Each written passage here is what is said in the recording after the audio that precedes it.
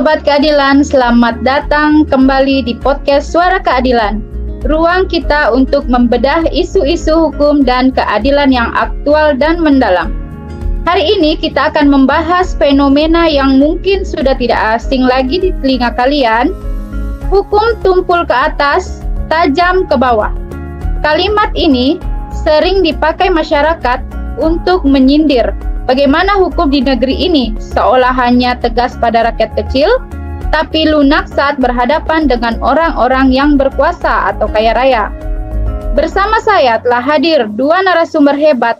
Yang pertama, Ibu Faridatillah, Hukum Tata Negara dari Universitas Negeri Jakarta. Selamat datang Ibu Faridatillah.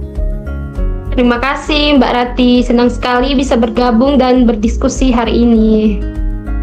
Dan narasumber kita yang kedua, Bapak Excel Pautonan, jurusan jurnalis investigasi. Selamat datang Bapak. Ya, halo Ibu, senang bisa hadir. Oke, langsung saja ya Ibu. Kita akan membahas isu-isu yang lagi hangat-hangat di masyarakat. Kita mulai dari Ibu Faridatillah. Ibu bisa dijelaskan secara hukum apa sebenarnya makna dari istilah hukum tumpul ke atas, Ibu? Baik, jadi istilah ini bukan istilah hukum resmi, tapi populer karena mencerminkan realitas yang dirasakan oleh masyarakat. Artinya, hukum kita tampak tegas kepada masyarakat kecil. Misalnya pelakuk pencurian kecil, pelanggar aturan lalu lintas, atau pelanggaran ringan lainnya. Tapi pada saat pelanggaran dilakukan oleh pejabat, pengusaha besar, atau tokoh berpengaruh, penanganannya lambat, bahkan tidak tersentuh oleh hukum. Jadi bisa dibilang hukum tidak berjalan secara adil dan setara ya, Bu? Ya, betul. Padahal prinsip hukum adalah equality before the law, yang artinya semua orang harus diperlakukan sama di depan hukum. Oke, untuk Bapak Excel, dari pengalaman investigasi Bapak di lapangan, fenomena ini menurut Bapak nyata atau bagaimana Bapak? Iya, sangat nyata. Saya pernah meliput 2 kasus, Bu, dalam waktu hampir bersamaan. Yang pertama itu seorang ibu rumah tangga mencuri 2 kotak susu karena anaknya kelaparan. Nah, dia langsung ditahan. Bahkan sempat diproses sampai ke pengadilan. Sementara itu, kasus lainnya ada kasus dugaan korupsi pengadaan proyek APBDE senilai miliaran rupiah. Pelakunya ini seorang pejabat, Bu. Tapi sudah lebih dari 1 tahun kasusnya, belum ada juga jadikan sebagai tersangka. Wah, kontras banget ya Pak. Terus ada data yang bisa memperkuat hal ini, Pak Excel? Ya Bu, ada. Menurut laporan ICW atau Indonesia Corporation Watch tahun 2024 itu, dari 1.300 kasus korupsi yang ditangani, hanya sekitar 5% pelakunya berasal dari kalangan elit politik. Mayoritas yang dihukum adalah pejabat menengah, pegawai negeri, atau kepala desa. Padahal kita tahu kasus besar seringkali melibatkan elit-elit besar.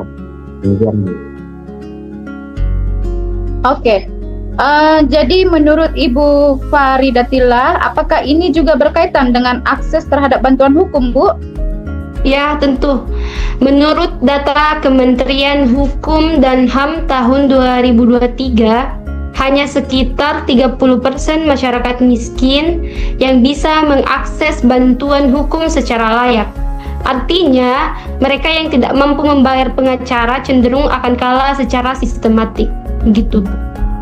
Oh, berarti memang mungkin hanya soal tindakan aparat penegak hukum, tapi juga soal sistem dan struktur yang timpang ya, Bu? Betul sekali, Bu. Terus kita masuk ke pertanyaan yang lebih mendalam. Kenapa kondisi ini bisa terjadi, Ibu?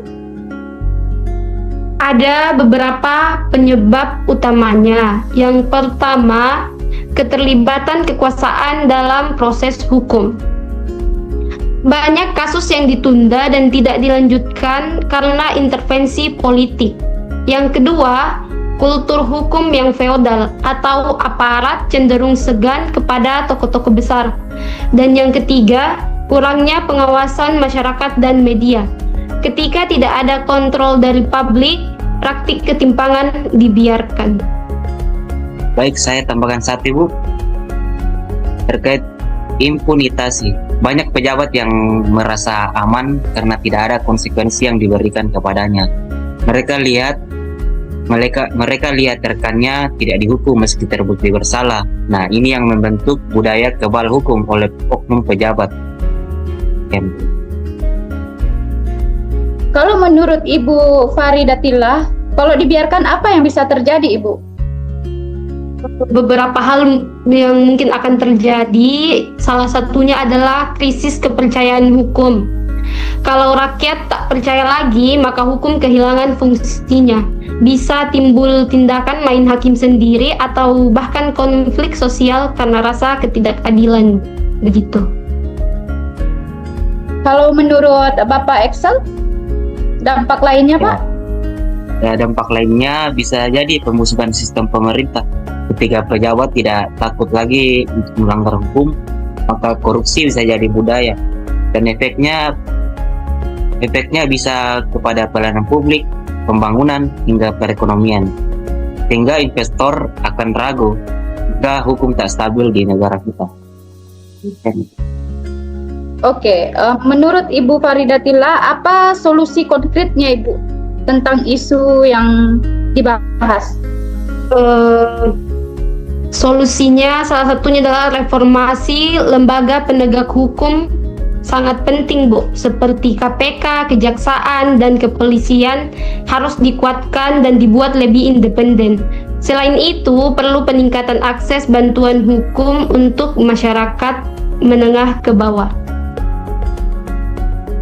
Oke, menurut Bapak Excel? Nah, solusi konkretnya, kita juga sebagai masyarakat tentunya punya peran yang penting, ya. Dukung media yang jujur, laporkan ketidakadilan, dan jangan cuek. Hukum itu memang milik kita semua dan bukan hanya milik mereka yang punya kuasa. Sekian dulu. Wow, seru juga ya diskusi kita hari ini. Terima kasih banyak Ibu Faridatillah dan Bapak Excel Pawotonan atas diskusinya yang luar biasa hari ini. Semoga bisa membuka mata dan menyadarkan kita semua bahwa hukum seharusnya adil dan berpihak pada keadilan, bukan pada yang berkuasa. Buat Sobat Keadilan, jangan lupa untuk terus kritis, terus bersuara, dan jangan biarkan ketimpangan hukum jadi hal yang biasa. Sampai jumpa di episode berikutnya. Ibu, terima kasih. Terima kasih.